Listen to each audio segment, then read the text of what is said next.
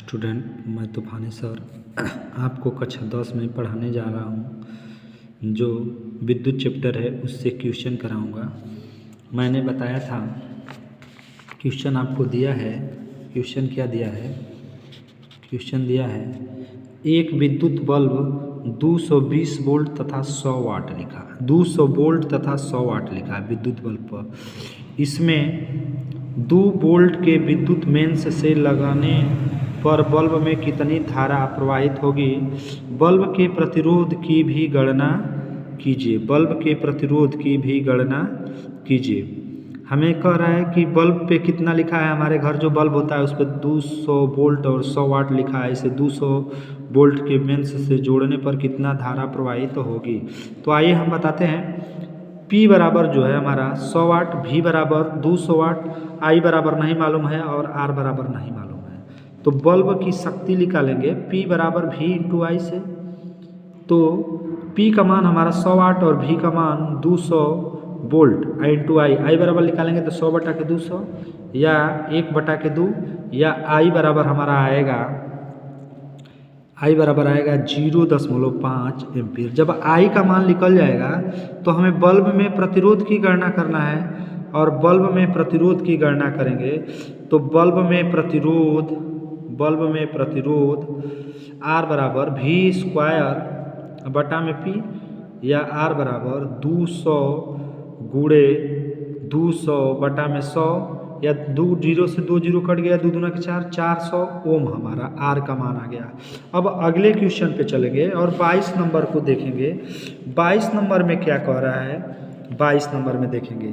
22 number में कह रहा है कि 200 ओम प्रतिरोध के एक तार में 1.5 एम्पीयर की धारा प्रवाहित करने से ऊर्जा व्यय की दर ज्ञात कीजिए।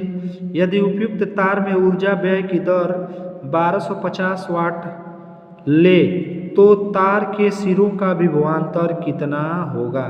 तार के सिरों का विभवांतर कितना होगा? तो अब हम 22 नंबर का आपको हल बता रहे हैं।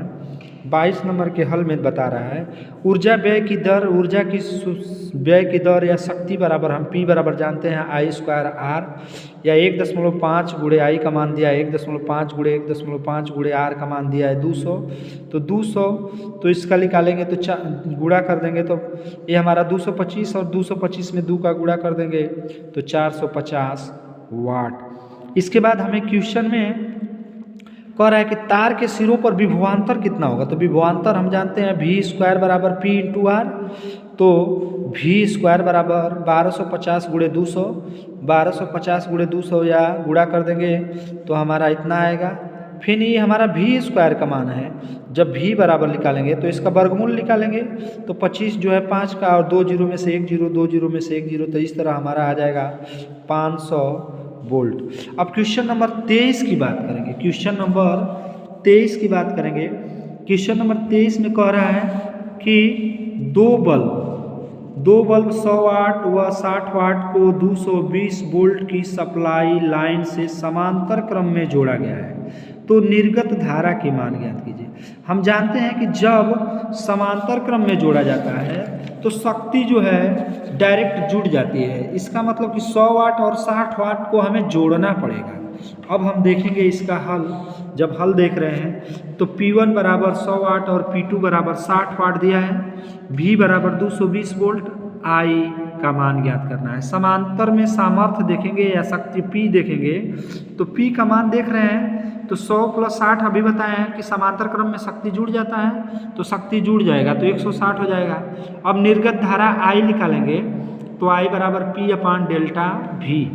अब जो है 160 और बटा में 220 या हम कह सकते हैं कि इसमें भाग देंगे तो 0 से 0 कट जाएगा, 16 बटा में 22 आएगा तो 10 बढ़ा के 160 करेंगे, फिर 7 बार ले जाएंगे और फिर 2 बार ले जाएंगे तो 0.72 एम्पियर आएगा इसका हमें I का मान। अब क्वेश्चन नंबर हम 24 की बात करेंगे।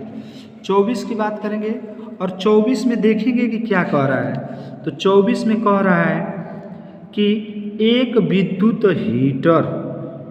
विद्युत हीटर की सामर्थ्य 1 किलो वाट है। इसे 15 मिनट तक उपयोग में लाने में कितनी ऊष्मा उत्पन्न होगी।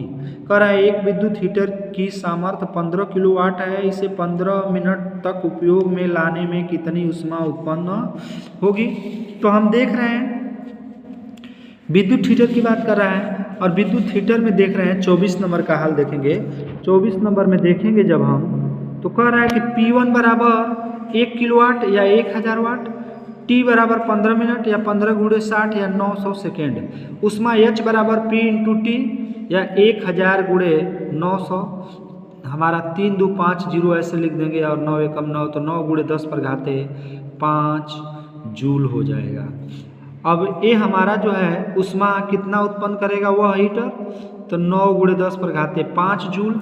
या इसी को हम लिख सकते हैं, क्या लिख सकते हैं कि 900 × 1000 ×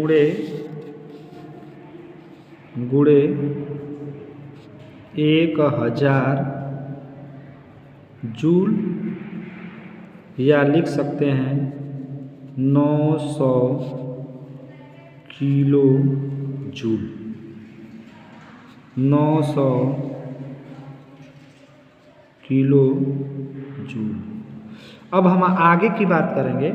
आगे आपको एक चित्र दिया है, इस चित्र में आपको ज्ञात करना है कि इस चित्र में जो है क्या क्या ज्ञात करना है। तो चित्र में हमें ज्ञात करना है, वो हम देखेंगे कि क्या क्या चित्र में ज्ञात करना है। चित्र दिया है, चित्र में पहला पूछ रहा है, पहला क्वेश्चन पूछ रहा है, पहला क्वेश्चन पूछ रहा है हमसे तुल्य प्रतिरोध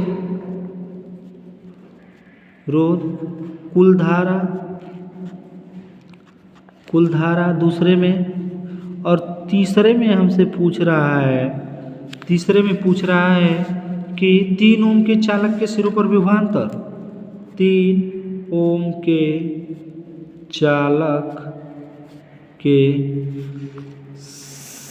सिरों पर विभवांतर।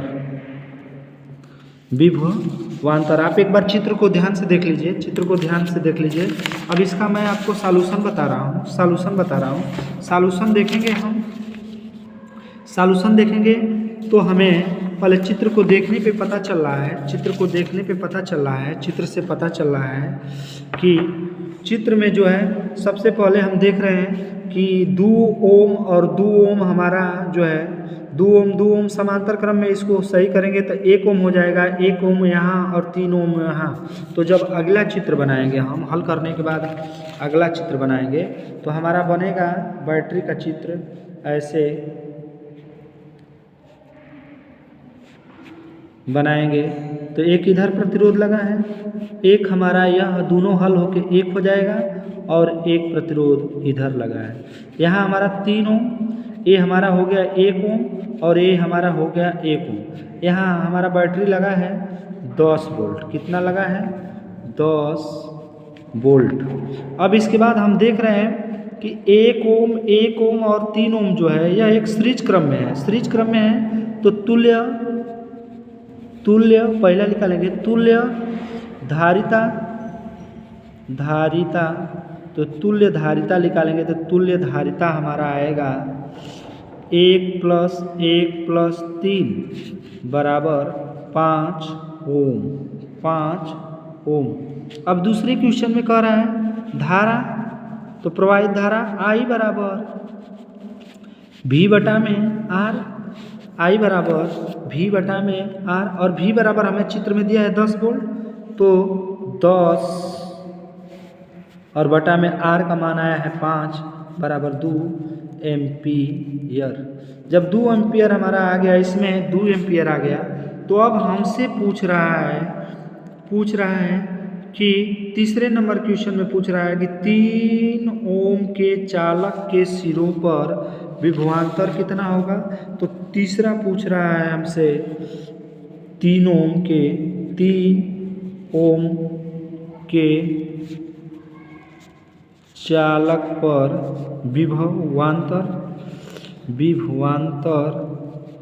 V बराबर I इंटू आर से, V बराबर I इंटू आर से, या हम देख रहे हैं कि I का मान निकाले हैं 2 और R का मान कह रहा है 3, बराबर हमारा आ जाएगा 6 ओम, आ जाएगा 6 ओम।